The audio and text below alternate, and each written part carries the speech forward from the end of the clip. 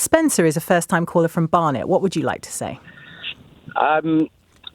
When we left Europe after the referendum, Yes. Europe imposed on the UK a particularly tough, rigid deal that has stunted growth in the UK and, threatened our defences as well. I would rather be allied. Trump's 3.5 years left of his tenancy and then he's gone.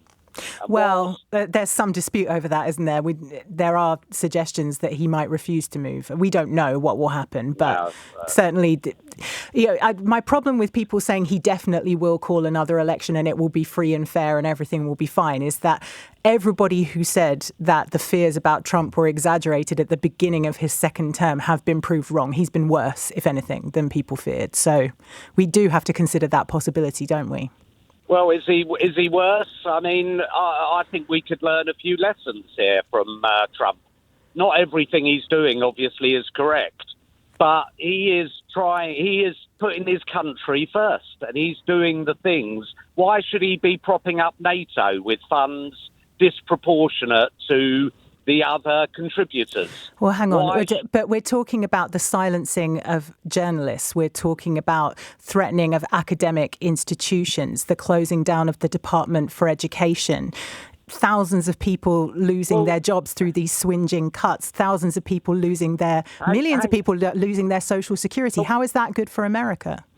Why should the government and taxpayers be paying for people who aren't doing a job? Why should the department? We're closing down the NHS thing here because there's a doubling of duties and we're wasting money. Well, we're not closing down the Department of Education, though, are we? We want people to be educated to a high standard. And also welfare payments, so-called welfare payments, are shown to pay dividends in terms of the whole of society. Cutting them saves money in the short term and means that there are more expenses to the exchequer in the long term. Possibly, but what we're doing here is trying to cut out people who are robbing the taxpayer in welfare payments, and Trump is doing the same thing. He's just not prepared to pay people who are freeloaders. I don't think that you understand the extent to which Trump is eroding the very fabric of democracy and becoming an authoritarian. I'm not as clever as you. It's not a question of cleverness. It's just a question of looking at what he is doing and saying this is an authoritarian figure. This completely changes the world order. America was supposed to be the leader of the free world and we were supposed to be allied with them and Europe was supposed to be allied with them. And that has been the case since the end of World War II. The US administration's behaviour has fundamentally messed with the dynamic of that, and we need to do something in response. So what should we do? We ally ourselves with the wannabe dictator? I think I would rather hitch my wagon to America in the long term on the basis that Trump isn't going to be there after 3.5 years than with Europe, who we've been at war with effectively for 500 years in one form or another, and who put us to the sword when we left, even as recently as 2016.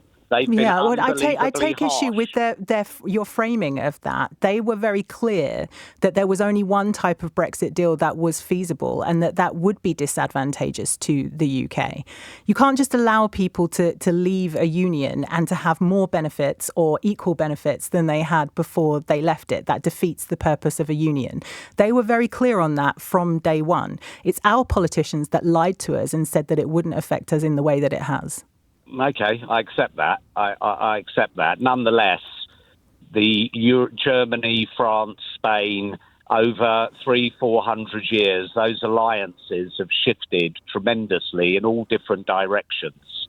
And I would feel more secure in England with America as my security blanket than Europe as my security blanket. And what about even if we were able to obtain some favour from Donald Trump, what about the fact that he famously turns on a sixpence, listens most to the last person who was in his ear, changes his mind at the last minute? What about the instability that brings about?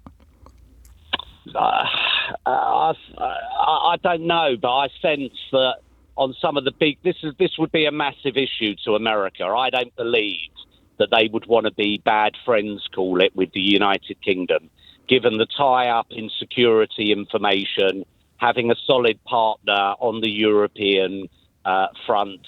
I think it's a special relationship, and Trump, I think he loved it when Keir Starmer pulled out a letter from the King, didn't he? But then went on to slap tariffs on our steel, so obviously didn't mean that much to him, did it? Well, we're putting VAT on all of his products. We're putting tariffs on his products. So, again, in retaliation. Things are changing so quickly. I hear what you're saying, Spencer, and thank you for your call and thank you for making your debut to LBC on this show.